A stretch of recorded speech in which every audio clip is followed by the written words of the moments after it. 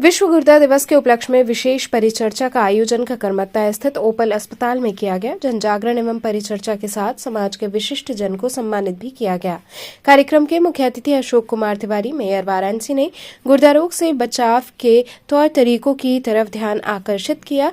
अपने अनुभवों को साझा करते हुए बताया कि हमारी दिनचर्या सर्वोत्तम बचाव का रास्ता है।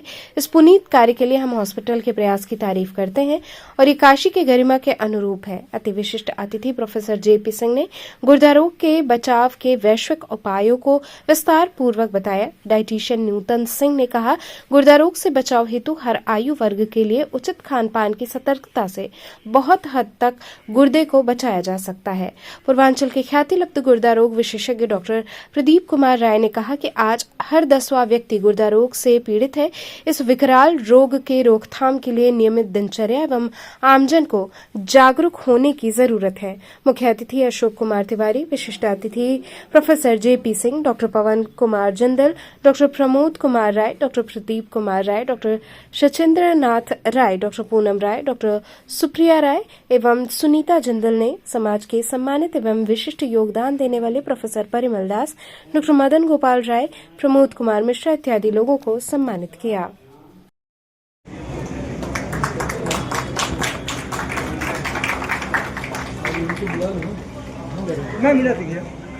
रेडी सर, आप भी देखिए। Thank you sir. इधर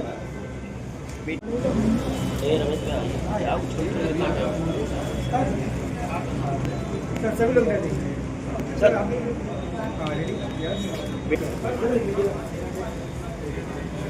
सर, सभी लोग रेडी।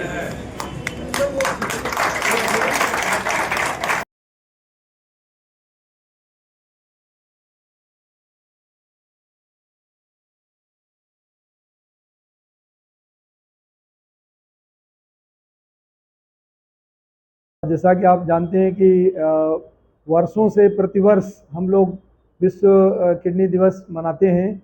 इस साल भी विश्व किडनी दिवस जो है 13 मार्च 2025 को है, लेकिन हम लोग 12 तारीख को ही इसको सेलिब्रेट कर रहे हैं, क्योंकि होली के परिप्रेक्ष्य में हम लोगों ने निर्णय लिया कि इसको एक दिन पहले करना अच्छा रहेगा, जिससे कि हम लोग जागरूकता अभियान को सफल बना पाएँ। इस कड़ी में हम लोगों ने ओपल हॉस्पिटल के प्रांगण में एक बृहद विश्व गुर्दा दिवस सम्मेलन का आयोजन किया। और आप जानते हैं कि पूरे विश्व में गुर्दा खराब होने का मुख्य कारण शुगर है, डायबिटीज़ की बीमारी है, जिससे 40 से 50% गुर्दे खराब होते हैं।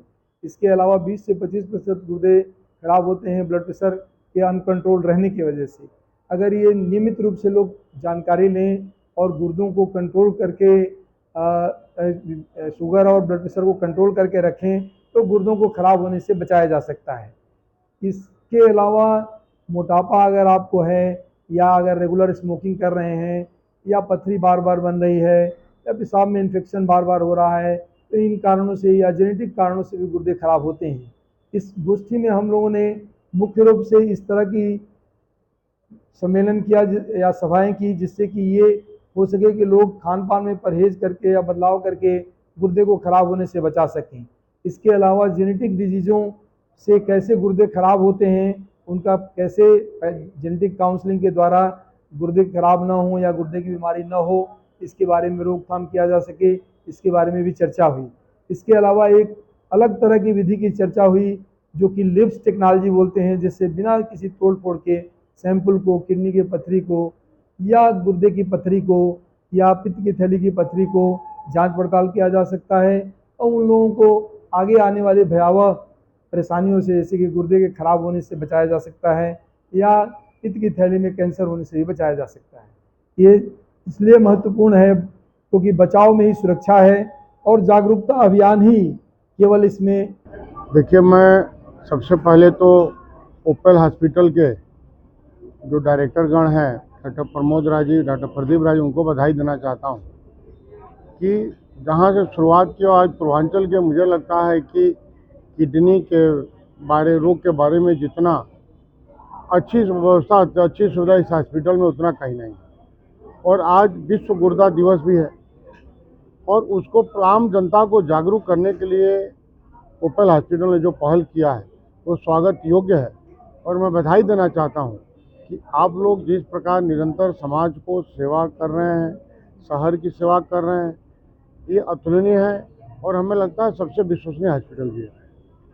आज इन्होंने इनके गाँव जो किताब लिखे थे उनको भी इन्होंने मतलब ऑर्डर किया है, और बच्चे जो 90% ऊपर लाए थे उनको भी इन्होंने जो है यहाँ पर पुरस्कृत किया है। मैं कहा ना, ओपल हॉस्पिटल केवल इलाज नहीं करता है, समाज में जागरूकता भी पैदा करता है और हर क्षेत्र में वो हर क्षेत्र के लोगों को बढ़ावा देते हैं और इन लोगों की व्यक्तिगत पहल है और ये लोग जो समाज को दे रहे हैं ये बहुत बड़ी बात है। स्वास्थ्य के प्रति क्या कहना चाहिए?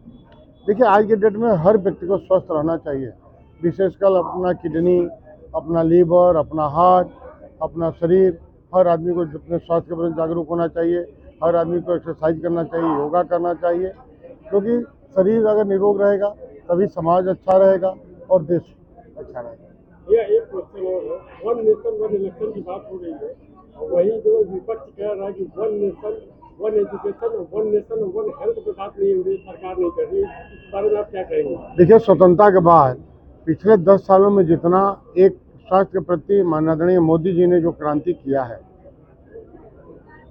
हमें लगता है स्वास्थ्य का ऐसा कोई क्षेत्र नहीं है जिसमें काम न हुआ। बनारस जैसे शहर में, मैं बनारस की बात कर रहा हूँ, यहाँ सुपर स्पेशलिटी, कैंसर स्टोर और इतने बड़े बड़े जो हॉस्पिटल हैं काशी मार हैं और गरीबों के लिए 5 लाख रुपया तक इलाज फ्री आयुष्मान योजना के अंतर्गत। अब सोचिए कितनी बड़ी योजना है, तो इससे बड़ा कोई स्वास्थ्य के बारे में बात कर सकता है क्या? विपक्ष के पास कोई मुद्दा नहीं है, वो केवल लोगों को भरमा रहे हैं और घिसी पिटी जो पुरानी चीज़ें हैं उसी को लेके आ रहे हैं।